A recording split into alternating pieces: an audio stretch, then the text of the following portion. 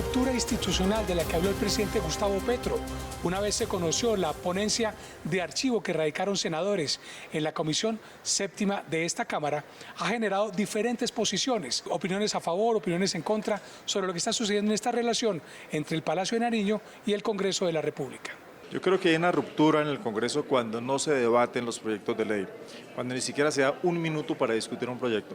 Eso significa que la institucionalidad y los congresistas le están fallando a los colombianos que nos eligieron para debatir, para argumentar, para seguir un procedimiento legislativo y en últimas para archivarlo o aprobarlo. Pero los debates tienen que darse. Si el Congreso no da los debates a los proyectos, le está faltando a los ciudadanos que votaron por ellos y le está faltando a la democracia.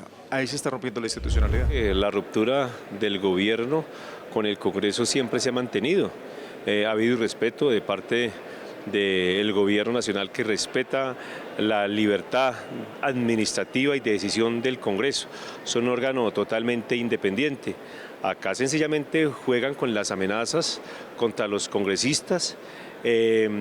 Se ha radicalizado, pero no podemos que todo lo que el presidente presenta al Congreso de la República pues se le avale. Aquí hay procesos democráticos, procesos pues que deben generar plasmar las ideas de los congresistas ideológicos. Ellos pues tienen sus posturas con relación al pueblo. Lo que pasa es que ya desde el Congreso hay desconfianza por el manejo que le ha dado el Ejecutivo a todas las políticas de Estado. Hasta ahora vemos un presidente que se está moviendo, pero durante 2 años y medio hemos visto mucha pasividad de parte del gobierno nacional, ejecutorias no realizadas, cambios constantes de ministros. A uno le preocupa que este gobierno sea el gobierno que más cambios ministeriales haya hecho, 60 cambios durante 2 años y medio. Eso genera, pues de lógico, unas relaciones constantemente quebradas, unas interlocuciones vacías. Uno acuerda avanzar con un ministro, la otra semana ya es otro ministro, de igual manera las diferentes posturas, entonces es muy complicado pues que se avance así en un horizonte claro de sentido. Yo lo llamo más como una relación tóxica y lamentablemente que es aprovechada por unos congresistas en particular, en este caso la Comisión Séptima del Senado, que lo vuelven a hacer por segunda vez. Había pasado con la reforma de la salud, pero en este caso ya se pasan los límites, porque es cercenar de plano la democracia, la imposibilidad de discutir, de debatir. Y si el Congreso no decide avanzar en las reformas, hay que apelar al constituyente primario y por eso la convocatoria a una consulta popular. Esperemos que recapaciten, pero el mensaje inicial fue gravísimo.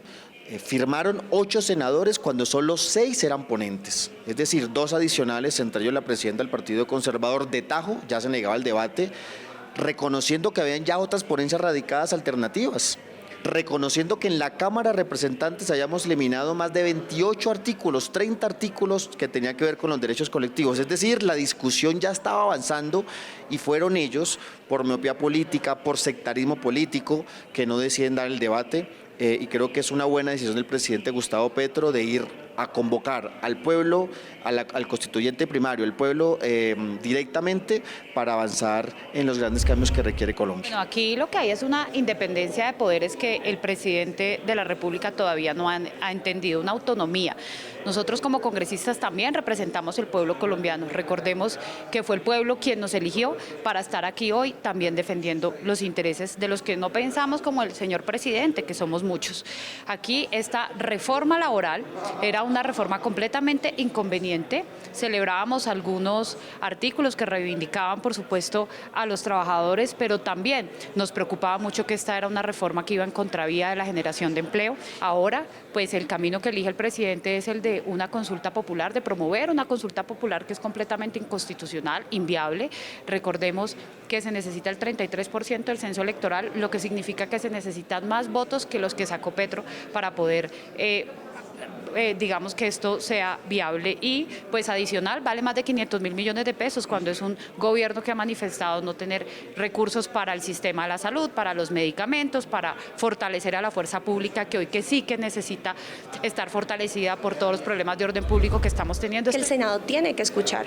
11.5 millones de personas votamos por este proyecto de cambio para que se hicieran y se sacaran adelante las reformas sociales y tienen que escuchar entonces a la ciudadanía. Hay un un mandato popular que dice que deben debatirlas. No estamos diciendo ni siquiera ni constriñéndolos para que voten de una u otra manera, sino para que den el debate y en el Senado se permita además que no pasen encima de la decisión mayoritaria de la Cámara, que hizo un trabajo impresionante, importante, con unas modificaciones que mejoraron el proyecto en muchas disposiciones, aunque yo en lo personal creo que pudo ser mucho más garantista y más progresista en muchos otros puntos. No, ¿cuál ruptura? No la ha habido. Por el contrario, el gobierno ha tenido un gran avance en un montón de proyectos: jurisdicción agraria, código electoral, creación del Ministerio de la Igualdad, la declaratoria de los campesinos como sujeto de derechos especiales. Han tenido unos resultados. Ha avanzado inclusive en este Congreso la reforma pensional. Otra historia es lo que el propio gobierno hizo dentro de la Cámara, que teniendo tiempo y votos, lo que obviaron fue el debate y los tiene en riesgo en la Corte.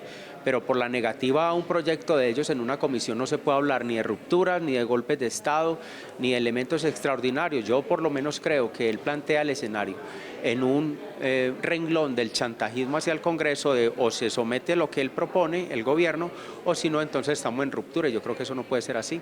Hay que decir además que la reforma viene del debate en la Cámara de Representantes, donde ha tenido o tuvo todas las amplias mayorías, y las dinámicas de la política son así. Puede que en la plenaria del Senado tuviera más capacidades, pero aquí tienen los senadores la capacidad de estudiar y decir someto la proposición de archivo o no, y para eso existe en el reglamento. Es decir, aquí no se está haciendo nada ni por fuera de la ley, ni por fuera del reglamento, ni en ninguna medida, y están dentro de un deber legal además, y decir consideramos que no es conveniente, la archivamos. Y el Congreso es eso, mayorías, no siempre a favor del gobierno, en este caso no es así. Se anticipa que habrá más controversia aquí con las posiciones que presentan los congresistas a propósito de esta relación entre el Palacio de Nariño y el Congreso de la República. Con la información del Congreso, Gustavo Monge, Noticias 1, la Red Independiente.